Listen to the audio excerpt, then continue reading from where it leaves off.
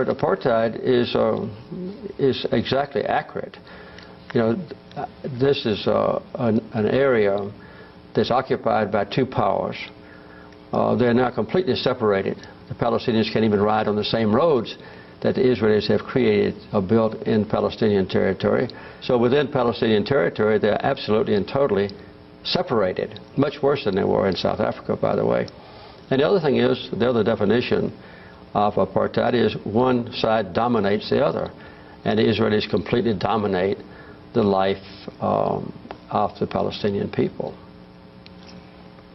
Why don't Americans know what you have seen? Americans don't want to know, and many Israelis don't want to know what is going on inside Palestine. It's a terrible human rights persecution that far transcends what any outsider would imagine. And there are powerful political forces in America that prevents any objective analysis of the problem in the Holy Land. I think it's accurate to say that not a single member of Congress with whom I'm familiar would possibly speak out and call for Israel to withdraw to their legal boundaries or to publicize the plight of the Palestinians, or even to call publicly and repeatedly for good faith peace talks.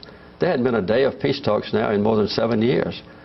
So this is a taboo subject, and I would say that if any member of Congress did speak out, as I've just described, they would probably not be back into Congress the next term. Who are these forces that you're talking about? Well, of the American-Israeli group called AIPAC, which is performing its completely legitimate task of convincing Americans to support the policies of the Israeli government.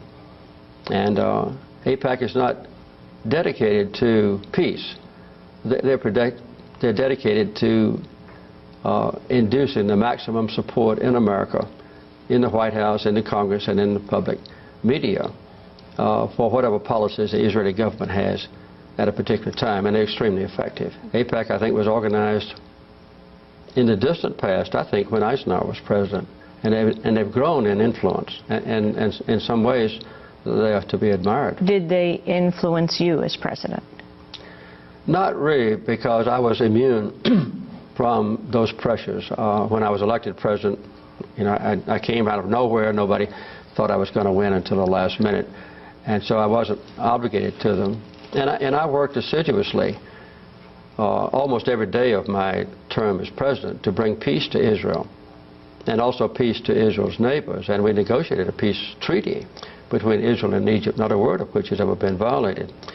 So I don't think there was any doubt that that my commitment then and now was to see Israel have peace, living in harmony with its neighbors, and justice as well, and peace for Israel's neighbors. President Carter, when did you come to understand, through your presidency and beyond, the situation of the Palestinians?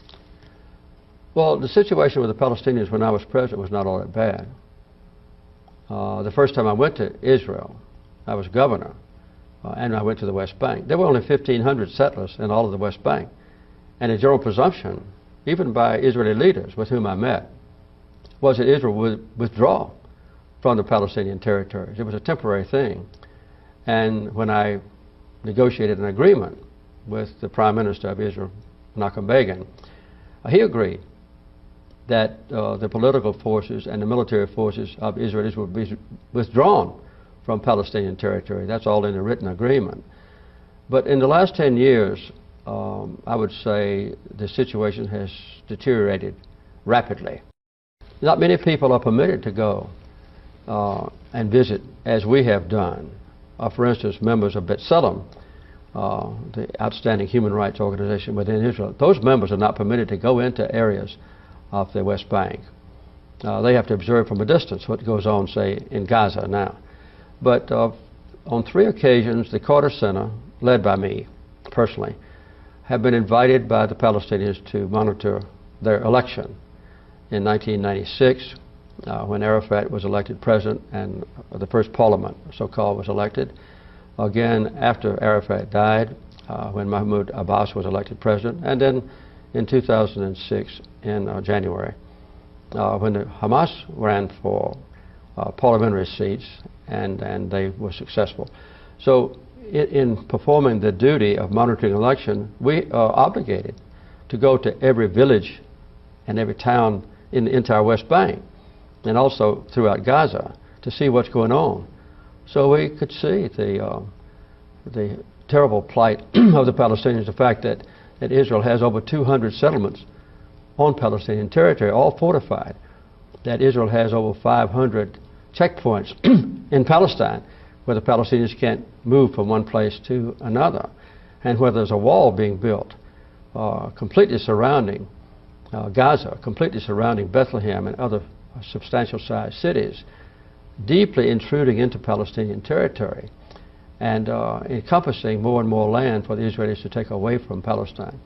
And the fact is that the West Bank is a tiny little place that was carved out for the Palestinians, just 22% of the total land.